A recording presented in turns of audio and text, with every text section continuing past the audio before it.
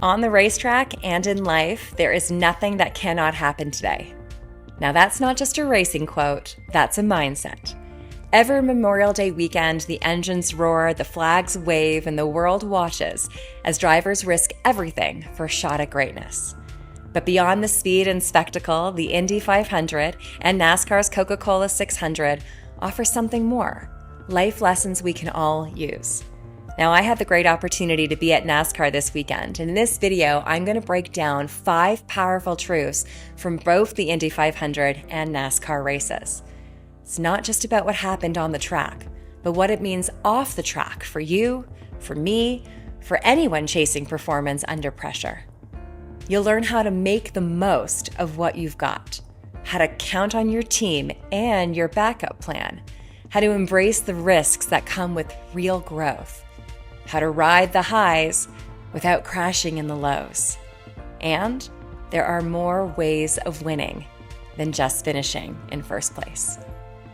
And if we haven't met yet, I'm Dr. Haley Perlis. I'm a sport and performance psychology expert specializing in applying sport-specific techniques to optimize your mindset in sport, in business, and in health. Let's get into it. Lesson number 1 is making the most with what you've got. Alex Palou's win at the 2025 Indianapolis 500 marked a historic milestone as he became the first Spanish driver to claim victory in this prestigious race.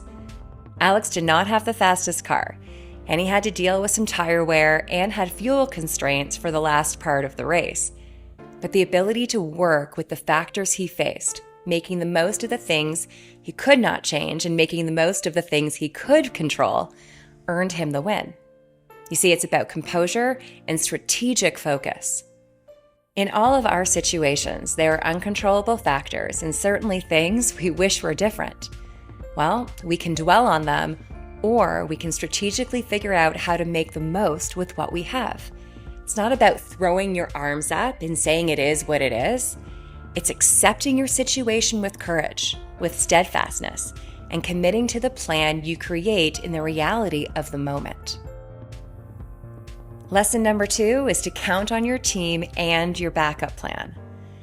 In NASCAR, the success of Ross Chastain's team, who worked tirelessly all night to prepare for the backup car, highlights how teamwork and the proper preparation of a Plan B are crucial in overcoming obstacles and achieving goals.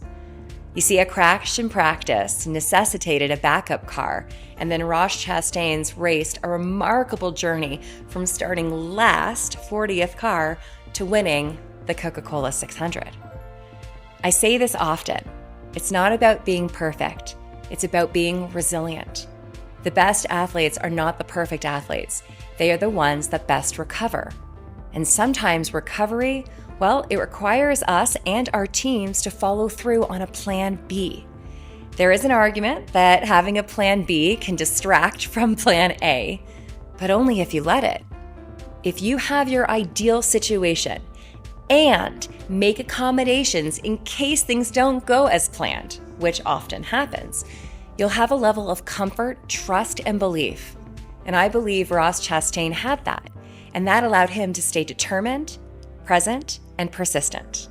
Lesson number 3 is to embrace the risks that come with real growth. Combining NASCAR and the Indy 500, Kyle Larson's attempt at the double to compete in both the Indy 500 and the Coca-Cola 600 ended in crashes in both races. Now, he also tried last year in 2024, but the Indy 500 race delays didn't allow him to get to NASCAR on time. But despite the outcomes, his ambition to tackle such a formidable challenge serves as a testament to the human spirit's drive to push boundaries. And with some practice, some determination, some engagement, some strategy planning, go out there and see what you can do. And you may not succeed, like Kyle Larson, you may not succeed. That in and of itself, without even the success, whether you have the success or not, is going to help you to grow. Lesson number 4 is knowing how to ride the highs without crashing in the lows. Sometimes you dominate the day, until you don't. Just ask William Byron. He held nearly 300 laps in the Coca-Cola 600. He won the first 3 stages and looked unstoppable. Then, with just a handful of laps to go, the win slipped away. That's the gut punch.